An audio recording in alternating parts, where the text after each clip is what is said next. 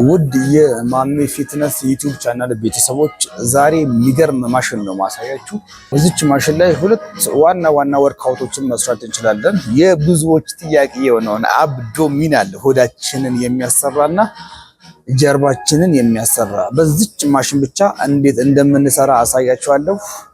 የማሽኑ ስም ራሱ አብዶሚናል ኤንድ ባክ ኤክስቴንሽን ይባላል። እስከ መጨረሻው ድረስ ተከታተሉኝ፣ ሁሉን ማሳያችኋለሁ። ከዛ በፊት ግን ለቻናላችን አዲስ ከሆናችሁ ሰብስክራይብ አድርጉ።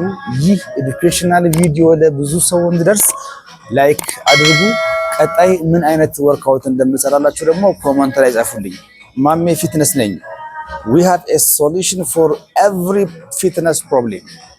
ማሜ ፊትነስ fit for what you live። አሁን በቀጥታ ወደ ቪዲዮ ስንገባ መጀመሪያ ማሳያችሁ እንዴት ሆዳችንን እንደምንሰራ ነው። እዚህ ማሽን ላይ ሆዳችንን ስንሰራ ሁለት ዋና ነገሮችን አድጀስት ማድረግ ይኖርብናል። ይሄኛው ያለበት አንድ ቁጥር ላይ መሆኑን ቼክ ማድረግ አለበት። ከዛ ክብደቱን እንመርጣለን፣ የምንሰራበትን ክብደት እንመርጣለን። አብዶሚናል ስንሰራ ይሄኛውን መጠቀም ይኖርብናል ማለት ነው። ባክ ኤክስቴንሽን ስንሰራ አያስፈልገንም። የሆድ ስንሰራ ግን ይሄኛውን መጠቀም ግድ ነው። እዚህ ጋር ሁለት ዋና ነገሮችን መርሳት የለባችሁም። አንደኛ እግራችሁ መሆን ያለበት ከላይ ሳይሆን ከስር ነው። መሀል ይገባል ማለት ነው። ከስረኛው ላይ ከላይኛው ስር ሆኖ እግራችሁ መሀል ይገባል። የእጅ አያያዛችሁ እዚህ ጋር መያዝ ትችላላችሁ። አንድ ሁለተኛ ደግሞ እዚህ ጋር መያዝ ትችላላችሁ። እዚሁ ማሽን ላይ እንዴት ባክ ኤክስቴንሽን እንደምሰራ ነው ማሳያችሁ። ባክ ኤክስቴንሽን ስንሰራ ይሄኛው አያስፈልገንም፣ ወደዛ እንወረውረዋለን። እቺኛዋን ሳብ አድርገን አንድ ቁጥር የታችኛው ላይ እናደርጋለን። እግራችን ታች የነበረው ከላይ ወጥቶ ይቀመጣል። ከላይ እናደርጋለን እግራችንን።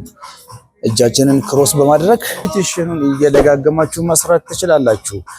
በአብዶሚናል እንደ ባክ ኤክስቴንሽን ማሽን ላይ የሚሰራው የባክ እና የአብዶሚናል ወርክአውት ይህንን ይመስላል። ቀጣይ ምን ልስራላችሁ? ሐሳባችሁን ኮሜንት ላይ ጻፉልኝ።